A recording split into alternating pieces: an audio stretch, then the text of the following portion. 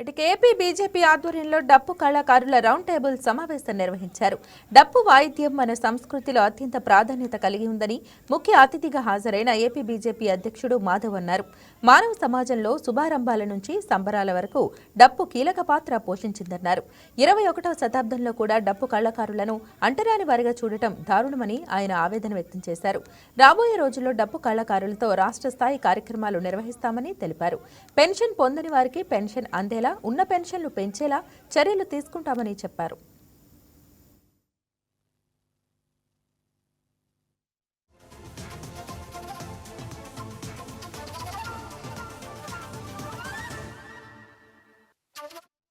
రాబో కాలంలో ఏదైతే ఆది మానవుడికి సారథ్యం వహించి నాగరికతకి ముందు దిక్సూచి చూపించిన ఆ డప్పు ఏదైతుందో ఆ డప్పుకి కావలసిన ప్రాధాన్యత ఇవ్వాలి.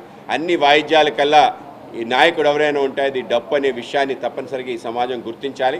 అనేక రకాల వాయిద్యాల వెనక ఏదైతే సంగీతం ఉందో ఆ సంగీతాన్ని కూడా తొలి స్వరాన్ని డప్పు ద్వారానే వచ్చిందనే విషయం కూడా ఈ యొక్క సమాజం తెలుసుకునే విధంగా, కేవలం ఇదేదో ఒక కులానికి ఆపాదిస్తూ కేవలం మాదిగలు వాయించే వాయిద్యంగా దండోరా అంటే కేవలం వాళ్ళ కులానికి సంబంధించింది, ఆ విధంగా వాళ్లలో అణగారి అంటరానితనాన్ని పెంచడానికి ఇదొక ఆలంబనగా ఉంది. వాళ్ళు చర్మం ఏదైతే ఉందో ఆ యొక్క జంతు చర్మంతో వాయించే డప్పు కాబట్టి వాళ్ళని వివక్షత చూపించడం, అంటరానితనంగా ఉంచడం ఏదైతుందో ఇది నిజంగానే గౌరవమైన విషయం.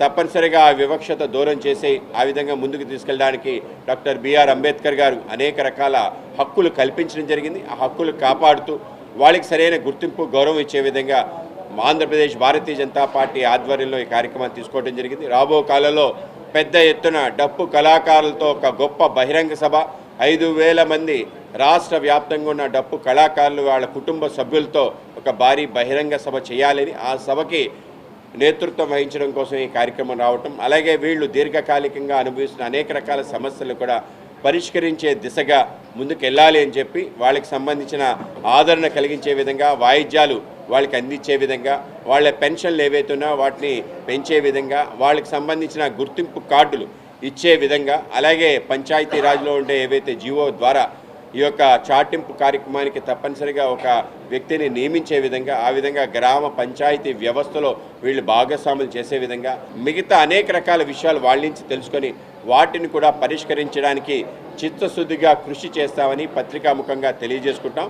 ఆ విధంగా డప్పు కళాకారుల యొక్క అన్ని రకాల సమస్యలు పరిష్కరించి ముందుకెళ్తామని చెప్పి ఈ సందర్భంగా తెలియజేసుకుంటాం.